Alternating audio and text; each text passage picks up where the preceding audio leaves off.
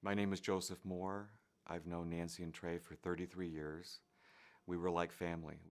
Nancy and Trey met at a hospital setting. He was a talented doctor. She has a master's in nursing, and they met in the operating room and they fell in love. Trey's reputation was impeccable as a doctor. His reputation was very, very good in the medical community. Trey is very intelligent. He helped his wife in her endeavors. Nancy and Trey had visited Brazil and visited the rainforest, and she took a particular interest in the Victoria water lily. And so she founded the Victoria Water Lily Conservancy here in Denver. And she also lectured at the Denver Botanic Gardens. And so I would say they were very influential in town.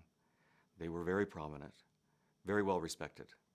Trey's career was cut short because of his neuropathy.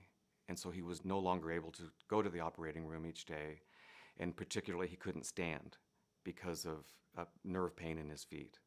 And so they lost that income from his very successful practice. That was a big blow to them. They did move from their beautiful home because they couldn't afford to live there any longer. And it upset him a great deal that he had let his family down. We were so shocked to learn what had happened. And when we saw the mugshots of Nancy and Trey, no one could believe that was even them. In fact, I got so many phone calls that said, "Is that our Nancy?" Because people just couldn't believe what had occurred. The press has painted a picture that is not really fair to Nancy and Trey.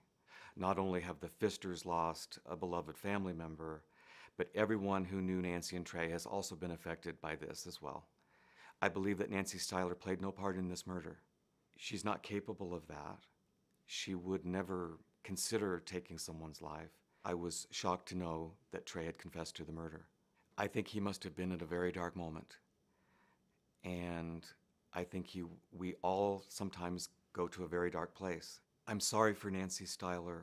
I'm sorry for Nancy Pfister. I think the situation has been horrible for so many people. How do I feel about Trey?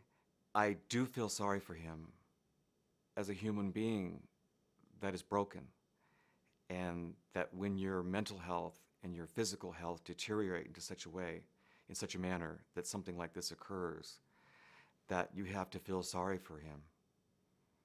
I don't feel angry with him. I really don't.